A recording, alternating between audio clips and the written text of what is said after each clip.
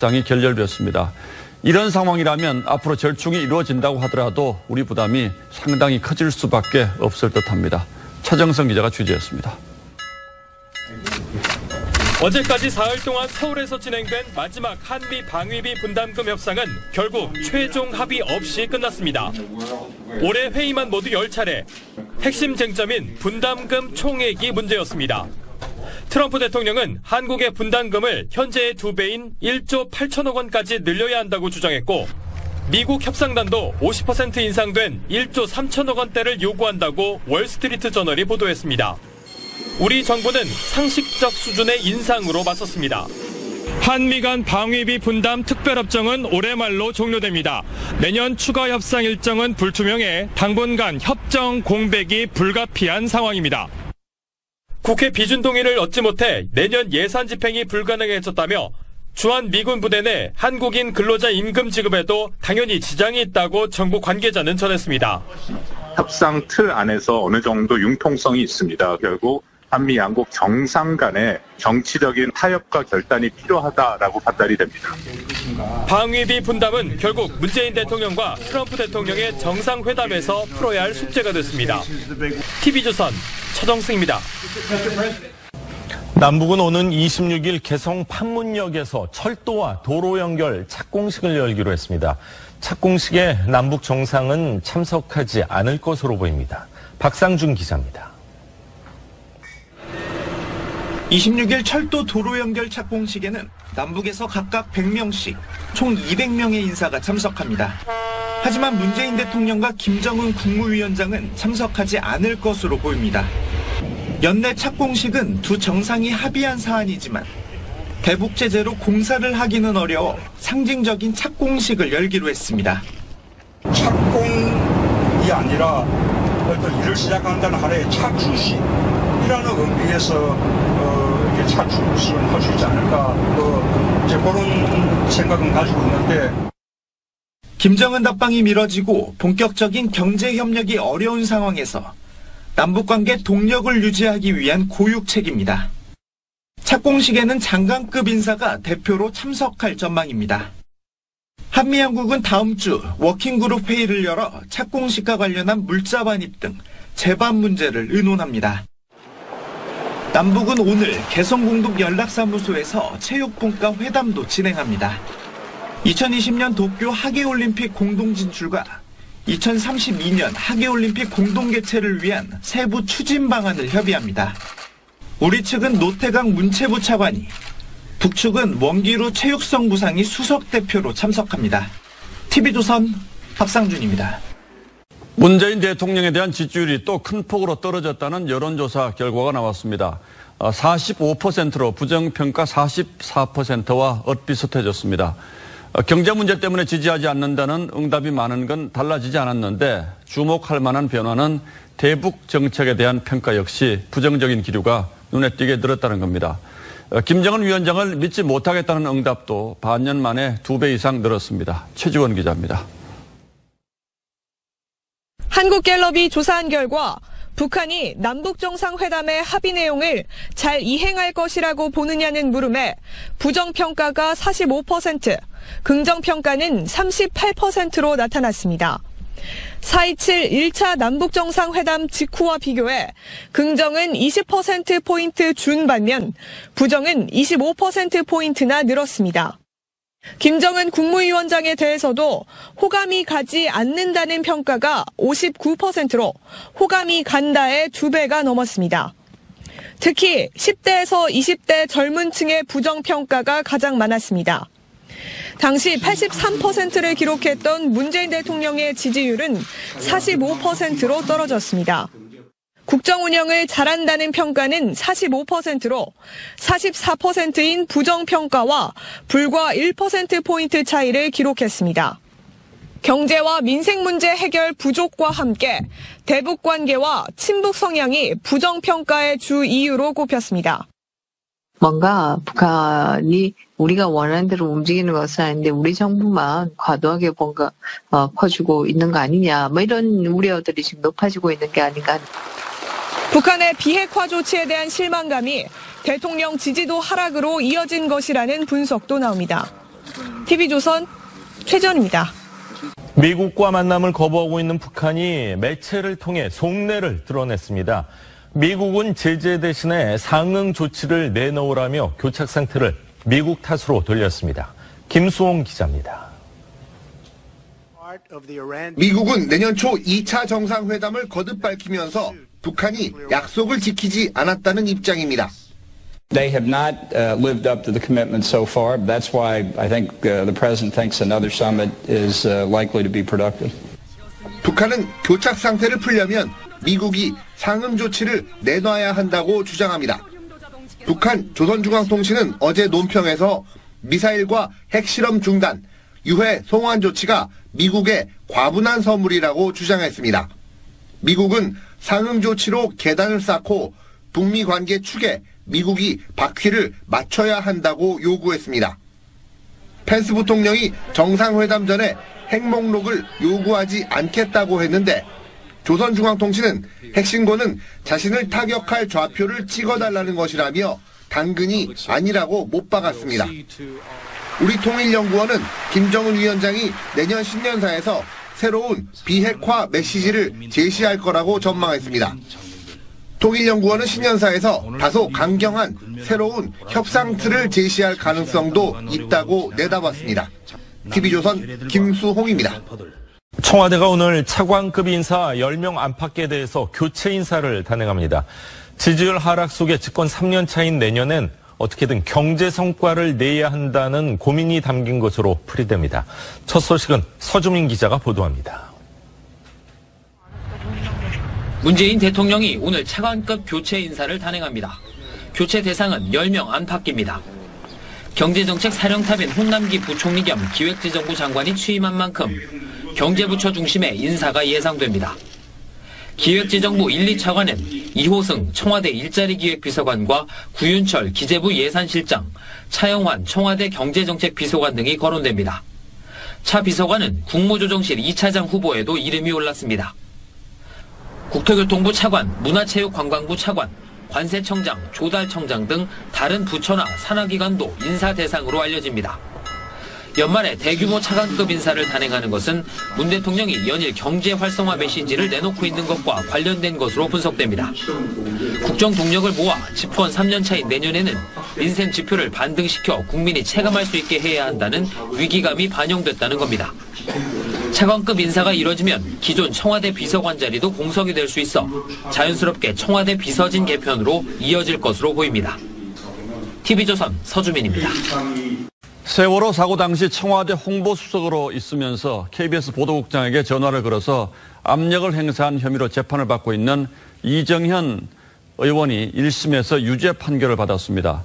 이 의원은 통제나 압박을 행사하려는 의도가 없었다고 주장했지만 법원은 실제 보도 내용과 관련 없이 죄가 성립한다고 판단했습니다. 그러면서 언론에 대한 국가 권력의 간섭은 엄격히 제한돼야 한다고 밝혔습니다. 방송 편성의 독립과 자유를 보장한 방송법 조항이 만들어진 지 31년 만에 첫 처벌 사례입니다. 조정린 기자가 취재했습니다. 서울중앙지법 형사단독 17부는 청와대 홍보수석 시절 KBS의 세월호 보도에 개입한 혐의로 기소된 이정현 의원에게 징역 1년에 집행유예 2년을 선고했습니다. 이 의원은 2014년 4월 세월호 참사 직후 KBS가 정부 대처와 구조활동의 문제점을 보도하자 당시 보도국장에게 전화를 걸어 특정 기사를 뺄 것을 요구한 것으로 조사됐습니다. 재판에서 이 의원은 하나의 생명이라도 구하는 작업에 해경이 몰두하게 해달라고 부탁한 것이지 통제나 압박 의도가 아니었다고 주장했습니다. 그러나 재판부는 대통령 홍보수석으로서 공영방송 보도국장에게 접촉해 부당한 영향을 미치려고 한 것이라며 실제 보도가 바뀌었는지 여부와 관계없이 죄가 성립한다고 판단했습니다. 재판부는 언론의 자유는 민주주의의 기본 전제로 언론에 대한 외부 세력, 특히 국가 권력의 간섭은 엄격히 제한돼야 한다고 판시했습니다. 재판부가 인정한 건데 여기에 대해서 어떻게 생각하시나요? 판결이 확정될 경우 방송의 독립성을 규정한 방송법 위반으로 처벌되는 첫 사례로 이 의원은 국회의원 신분을 상실하게 됩니다. TV조선 조정린입니다. 영국 기업이 만든 유인 우주선이 우주 시험 비행에 성공했습니다. 돈을 내면 우주에서 지구를 볼 수 있는 상업 여행 시대가 성큼 다가왔습니다. 유지영 기자입니다. 유인 우주선이 항공기 편대에 실려 공중으로 떠오릅니다.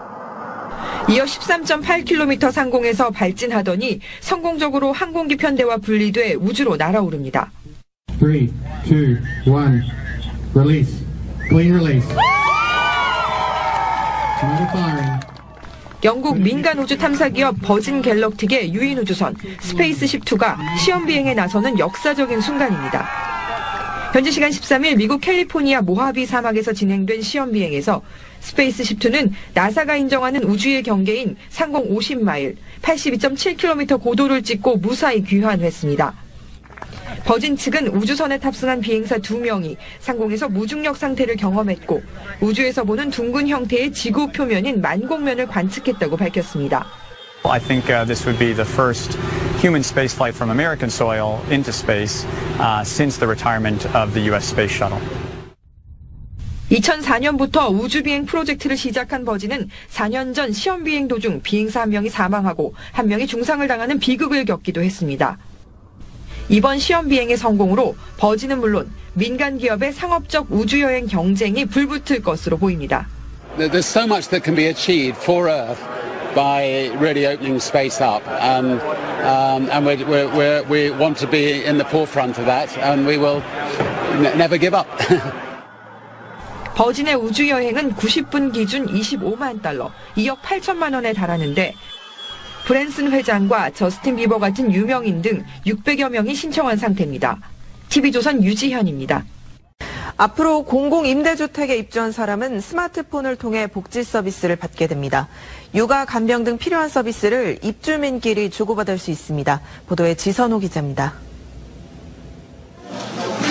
임대주택에 거주하고 있는 이승아 씨. 입주민 전용 사이트에서 저렴한 가격에 올라온 물건을 검색해 주문합니다. 사이트를 이용하면 개인 포인트도 지급되는데 포인트를 적립했다가 나중에 임대료를 내는데 쓸 수도 있습니다. 저렴하게 구매가 잘 돼서 더불어 포인트까지 적립된다고 하니까 경제적으로 많이 도움이 되었습니다. LH공사의 새 주거복지 플랫폼 내 친구입니다. 물품 구매는 물론 아이 돌봄, 육아, 간병, 출퇴근 카풀 등 생활에 필요한 주거 서비스도 입주민끼리 주고받을 수 있습니다. 새로운 부가가치가 생기고 일자리와 또 경제적인 이익도 생길 수 있을 것으로 생각합니다. LH는 매출의 일부를 공용 포인트로 쌓아 놀이방, 독서실 등 커뮤니티 시설을 설치하고 운영하는 데 재투자할 계획입니다.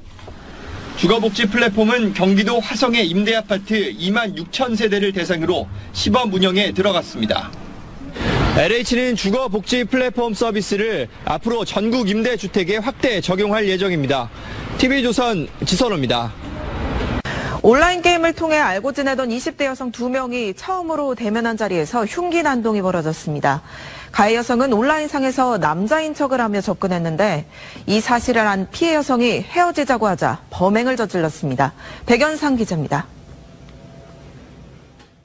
20대 여성 2명이 서울 강남의 한 빌딩 앞에서 실랑이를 벌입니다. 서 있던 여성이 갑자기 앉아있는 여성을 흉기로 공격해 바닥에 그대로 쓰러집니다. 쓰러진 여성의 친구가 소리를 지르며 도움을 요청하자 흉기를 휘두르며 위협하기도 합니다. 23살 여성 A씨는 이곳에서 피해 여성과 말다툼을 벌이다 직접 가져온 흉기로 수차례 찔렀습니다. 아침에 와서 여기가 기술같이 싶어서 피가 나왔더라고요. 두 여성은 온라인 게임을 하다 3년 전부터 알게 된 사이로 A씨는 온라인 상에서 남자 행세를 하며 교제하자고 접근했습니다. 그런데 성을 속인 A씨가 실제로 만날 수 없자 피해 여성이 헤어지자고 했고 이에 분을 참지 못한 A씨가 흉기를 들고 나왔던 겁니다. A씨는 경찰 조사에서 게임에 빠져 일상에서 친구가 없었는데 피해자가 헤어지자고 해 격분했다고 진술했습니다. 목과 어깨에 상처를 입은 피해 여성은 인근 병원으로 옮겨져 응급수술을 받았습니다.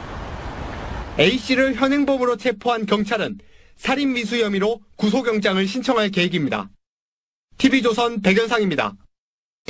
부모를 봉양해야 한다는 생각이 빠르게 사라지고 있습니다. 통계청 조사에서 부모 스스로 노후를 책임져야 한다는 응답이 40%를 넘었습니다. 송병철 기자입니다. 서울의 한 쪽방촌. 어르신들에게 누가 노후를 책임지는지 물었습니다. 상당수는 없다는 대답입니다. 자기 부모도 뭐 안 모시는 세상에 누가 와가 돌봐주겠어요. 4시간대는 저 살기 싫은 데가 오는 사람들도 있고. 통계청 조사를 봐도 가족이 부모의 노후를 책임져야 한다는 생각은 10년 만에 40.7%에서 26.7%로 뚝 떨어졌습니다. 같은 기간 부모 스스로가 노후를 해결해야 한다는 응답은 증가했습니다. 실제로도 혼자 사는 고령층은 늘었습니다. 어르신 5명 중 1명은 독거 가구이고 절반 이상은 만성질환이 3개 이상인 것으로 나타났습니다. 은퇴 후 월 평균 소득은 156만 원으로 조사됐는데 그나마 60% 이상은 정부 지원금이었습니다. 길어진 노후에 어떻게 보면 소득을 안정되게 살 수 있느냐, 이 소득 보장 문제가 심각할 수가 있고요. 장례 문화도 달라졌습니다. 화장하겠다는 응답은 10년 전 절반에도 못 미쳤지만 지난해엔 71.5%로 크게 늘었습니다. 육아 문화도 바뀌었습니다. 남성 육아휴직은 2008년 1.2%에서 지난해 13.4%로 급증했습니다. TV조선 송병철입니다. 이런 가운데 16명의 차관급 인사를 교체하는 대규모 인사가 오늘 있었습니다. 현 정부 들어서 최대 규모의 차관급 인사입니다. 특히 오늘 인사에서는 청와대 출신들을 대거 부처에 내려보내 청와대의 국정 장악력을 더욱 강화하겠다는 의지를 분명히 했습니다. 신정훈 기자가 보도합니다. 연말 대규모 깜짝 인사의 특징은 청와대 참모진 전진 배치를 통한 직할체제 구축으로 요약됩니다. 이호승 일자리기획 비서관이 기재부 1차관, 문미옥 과학기술보좌관이 과기부 1차관, 차영환 경제정책 비서관이 국무조정실 2차장으로 자리를 옮겼습니다. 지지율 하락의 위기감 속에 집권 중반을 맞는 상황인 만큼 청와대의 국정 장악력을 높이겠다는 의미로 해석됩니다. 이분들이 직접 현장에 들어가셔서 대통령의 뜻을 잘 구현해 나가달라, 그런 뜻이 담겨 있다고 생각을 합니다. 인선의 무게중심을 기재부 1, 2차관 등 경제 관련 부처에 집중해 경제 성과를 내겠다는 뜻도 분명히 했습니다. 고졸 출신인 김용삼 문체부 1차관은 박근혜 정부에서 블랙리스트와 관련해 해임됐다가 차관으로 복귀했습니다. 지역별로는 광주 동신고 3명 등 호남과 수도권이 5명으로 가장 많았고 영남 2명으로 가장 적었습니다. 오늘 인사로 청와대 비서관은 의전 비서관과 국정홍보비서관까지 모두 5자리가 공석이 됐습니다. 청와대는 가급적 연말을 넘기지 않고 빈자리를 채운다는 방침이지만 총선 출마에 따른 인사 수요 등 개편의 폭이 커질 가능성도 있습니다. TV조선 신정훈입니다. 트럼프 대통령의 부인 멜라니아 여사가 언론을 향해서 기회주의자라고 날을 세웠습니다. 평소 가짜 뉴스라며 언론과 번번이 맞서던 트럼프 대통령은 올해 언론인 송년 파티도 취소했습니다. 박상준 기자입니다. 트럼프 미 대통령의 부인 멜라니아 여사가 언론계 인사와 작가, 배우들을 기회주의자라 부르며 비판했습니다. 멜라니아 여사는 현지 시간 12일 폭스뉴스 인터뷰에서 퍼스트 레이디로서 가장 견디기 힘든 점을 묻는 질문에 이같이 답했습니다.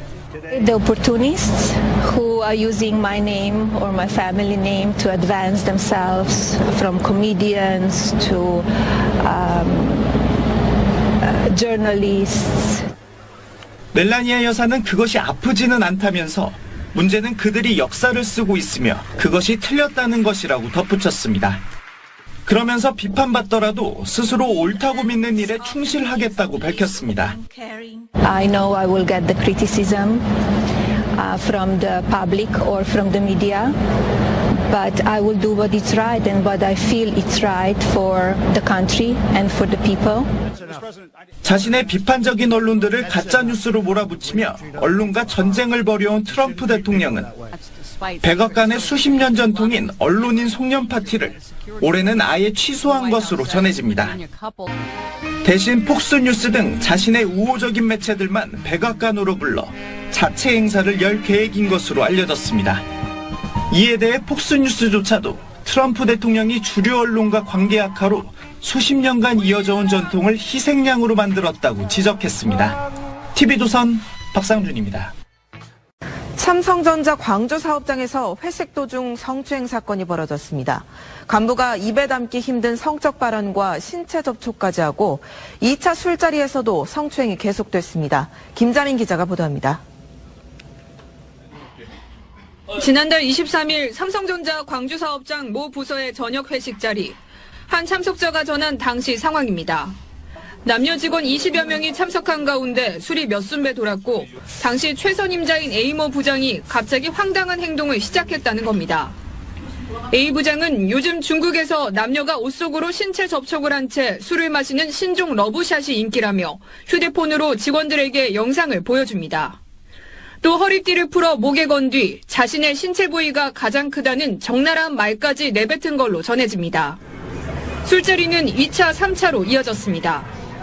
A 부장은 여직원까지 포함해 서로 입에서 입으로 음식을 옮기는 게임을 하도록 했고 노래방에선 부적절한 신체 접촉도 벌였다고 합니다. 회식에 참석한 여직원은 여직원 협의회를 통해 문제를 제기했지만 별다른 조치가 없었습니다. 결국 6일 뒤 해당 여직원이 인사부서에 직접 성추행 제보를 한 뒤 A 부장에게 출근 금지 조치가 내려졌습니다. A 부장은 이후 무릎이라도 꿇고 사과하겠다는 뜻을 전했습니다.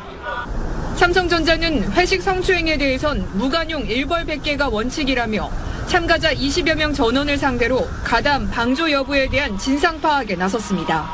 TV조선 김자민입니다. 다음 소식입니다. 백성역 사고 이후 하루가 멀다고 열수송관 파열 사고가 잇따르고 있습니다. 지역 난방공사의 긴급 점검 결과 203곳에서 이상 징후가 발견됐고 16곳은 위험한 상태로 나타났습니다. 보도에 김수홍 기자입니다. 인도에 뚫린 구멍에서 물이 끓어넘칩니다. 지난 4일 고양 백성역에 이어 11일엔 서울 목동, 12일엔 경기도 안산까지 열흘 사이 3차례나 열수송관 파열 사고가 잇따릅니다. 난방을 틀었는데 몇 시간이 됐는데 바닥이 차갑고. 백성역 사고 이후 한국지역난방공사가 노후 열수송관 긴급 점검을 벌였는데 203곳에서 이상 징후가 나타났습니다. 사고 위험 지점도 16곳이 발견됐습니다. 고양 6곳, 분당 4곳, 수원과 대구에 각각 2곳 등입니다. 잇따른 사고로 통합관리에 허점도 드러났습니다. 사고가 난 목동과 안산의 경우 지역난방공사가 아닌 민간관리구간이어서 이번 긴급점검에 포함되지 않았습니다. 지역난방공사 관리구간은 전체 열수송관의 절반에 불과합니다. 긴밀하게 협의해서 민간 부분들까지도 저희들이 도와줄 수 있는 부분들은 협조하려고 생각하고 있습니다. 열 화상 카메라로 지열을 감지하는 점검 방식의 실효성에 대해서도 의문이 제기됩니다. 내시경 검사하는 방법이 얼마든지 있거든요. 레이더파를 내보내는 로봇들을 관 속에 집어넣어가지고 이쪽 끝에서부터 저 끝까지. 한국지역난방공사는 다음 달까지 종합안전대책을 마련할 계획입니다. TV조선 김수홍입니다. 문재인 대통령이 어제 경남을 방문해 김경수 지사가 도약을 이뤘다고 치켜세웠습니다. 김경수 지사는 이재명 지사처럼 백의종군하겠다는 입장을 밝혔습니다. 김주영 기자입니다. 문재인 대통령이 어제 경남 중소기업을 방문했습니다.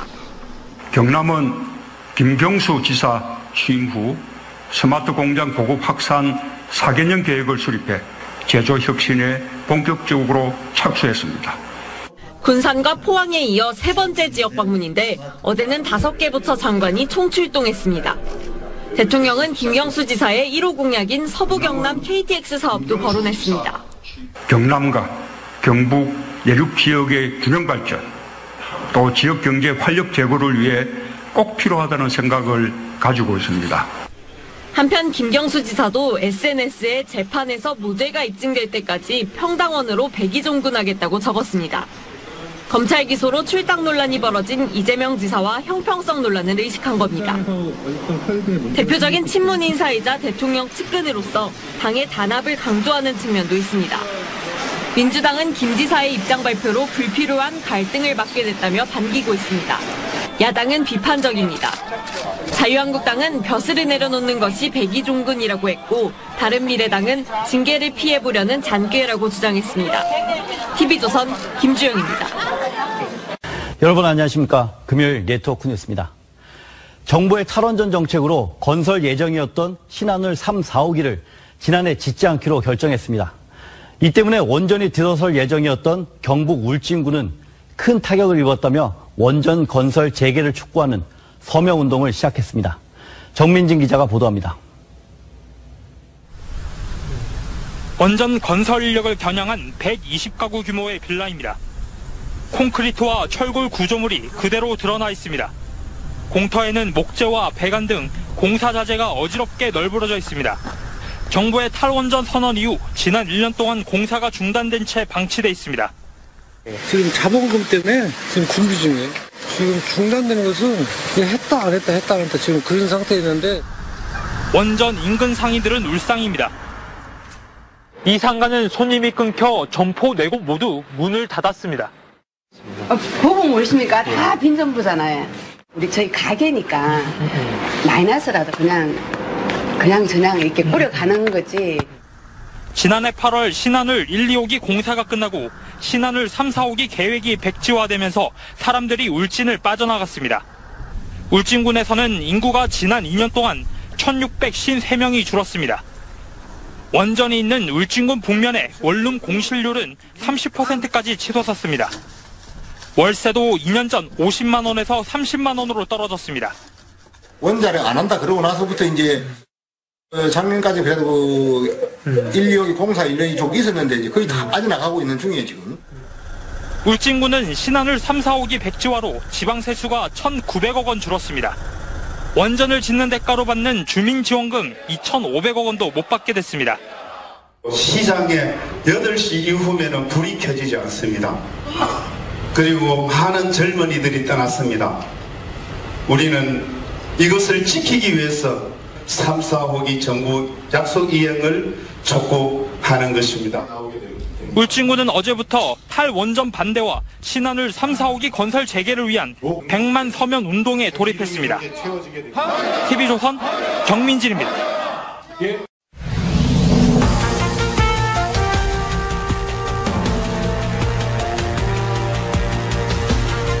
여러분 안녕하십니까.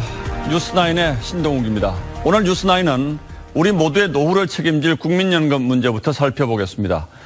지금 이 상태로 가면 국민연금 기금이 결국 고갈될 것이라는 건 일반적인 걱정이죠. 그래서 기금 고갈도 막고 문재인 대통령의 대선 공약처럼 소득 대체율 50%까지 연금을 끌어올리기 위해서는 결국 보험료를 지금보다 훨씬 올릴 수밖에 없습니다. 그러나 이 경우 국민들의 반발이 불보듯 뻔한 상황이어서 정부의 고민이 큰 듯합니다. 2달을 또 끌어서 오늘 4가지 국민연금 개편안을 정부가 내놨는데 이 역시 결정을 국회로 미룬 것에 불과해서 정부가 그동안 뭘 했느냐는 비판이 나오고 있습니다. 이채림 기자가 먼저 보도하겠습니다. 정부가 내놓은 국민연금 개편안은 4가지. 기초연금만 40만 원으로 늘려 실질 소득 대체율을 늘리는 방안. 보험료율을 각각 12, 13%까지 올리고 소득 대체율을 45, 50%까지 올리는 안도 제시됐습니다. 여기에 현행 제도를 그대로 유지하자는 개편안인 개편안도 포함됐습니다. 이는 여론조사 결과 절반 이상이 현행안을 선호했다는 이유에서입니다. 정부는 국무회의를 거쳐 4가지 안을 이달 말 국회에 제출할 예정입니다. 국회의원님들이 여론을 같이 들어가면서 여기 나와 있는 안들을 기초로 개선안을 도출할 수도 있을 거라 생각이 드는데.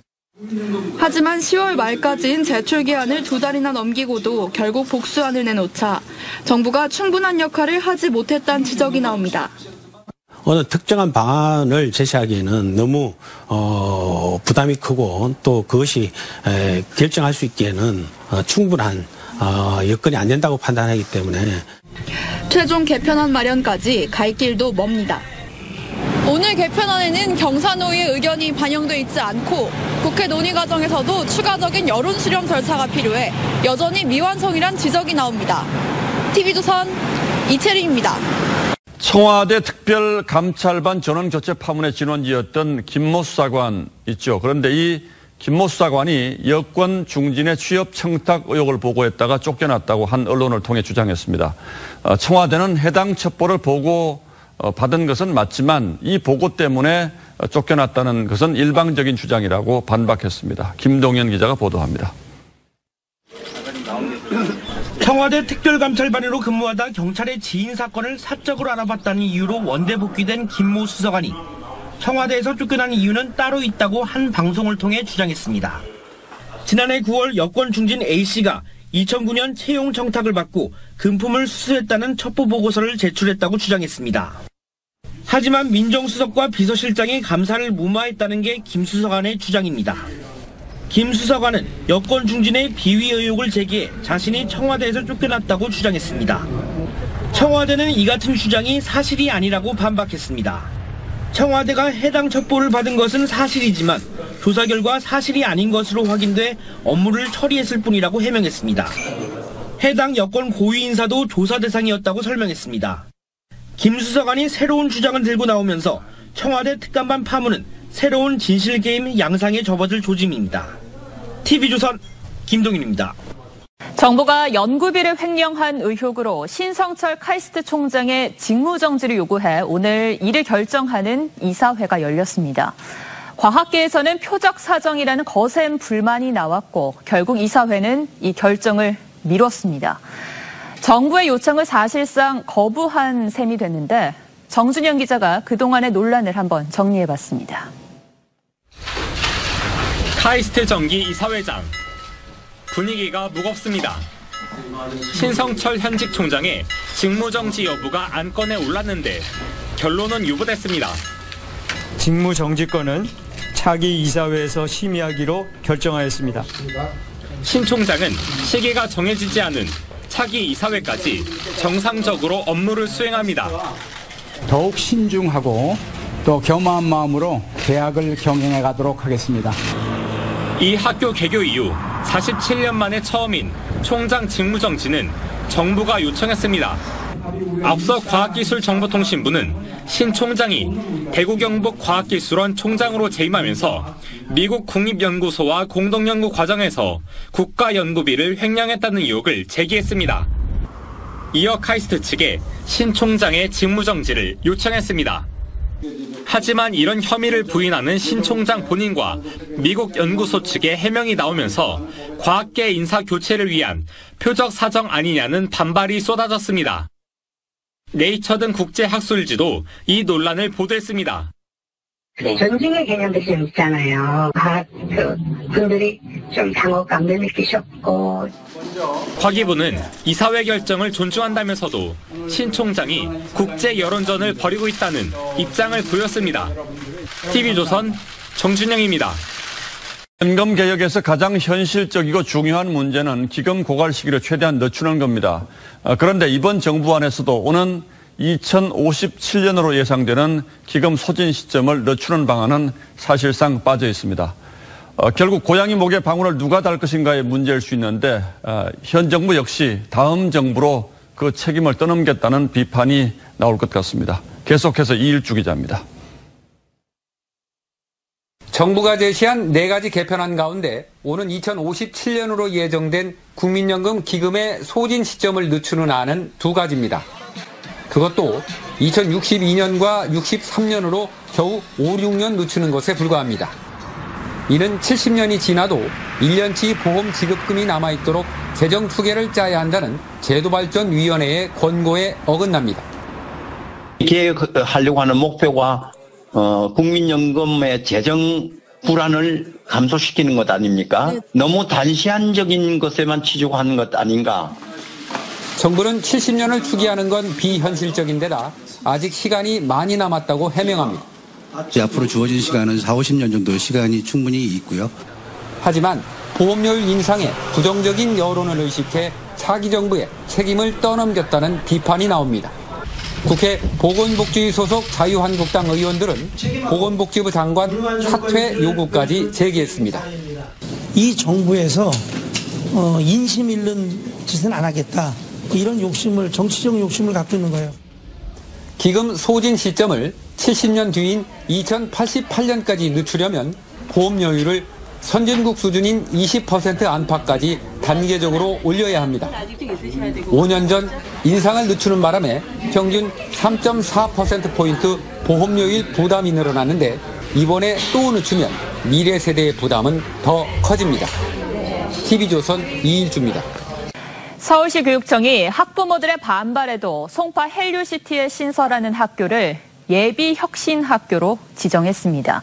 1년간 한번 체험을 해보고 결정하자는 건데 학부모들은 말장난에 불과하다며 크게 반발했습니다.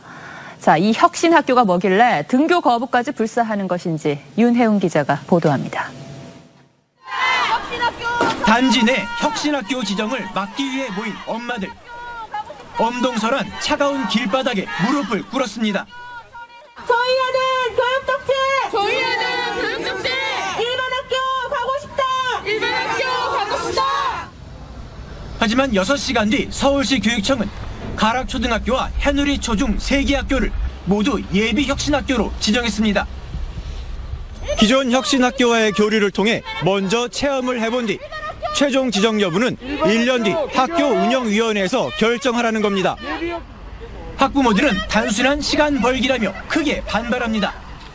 예비 혁신학교와 혁신학교는 같은 것이라고 생각하고 저희가 등교 거부, 그다음에 법적 소송 불사하겠다고 분명히 말씀드렸습니다.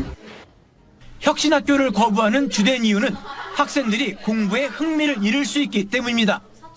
2015년 서울시 교육청과 홍익대학교의 공동 연구를 보면 혁신초 재학생은 국영수, 사회, 과학 모든 과목에서 일반 학생보다 흥미도와 이해도가 모두 떨어지는 것으로 나타났습니다.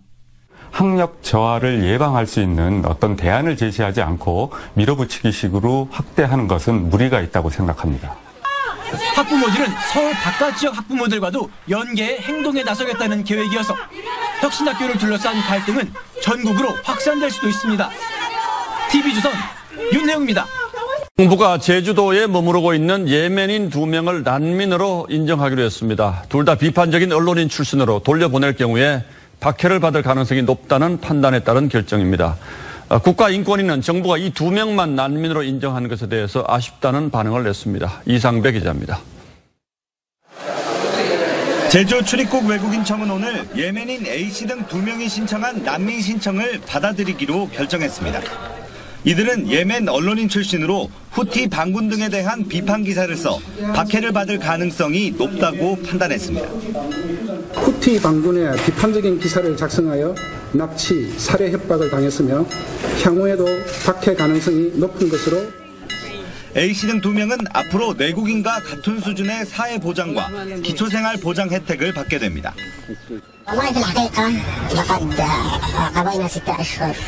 كانت قاسية جدا بالنسبة لنا مع إعلان نتيجة اليوم. 지난 1월부터 제주에서 난민을 신청한 예멘인은 모두 484명입니다. 지금까지 2명이 난민 지위를, 412명은 인도적 체류 허가를 받았습니다. 정부는 나머지 70명 가운데 56명은 단순 불인정 결정을, 이미 출국한 14명은 직권 종료로 난민 심사를 마무리했습니다. 인권위와 정의당은 난민을 더 많이 인정해야 한다며 정부의 결정을 비판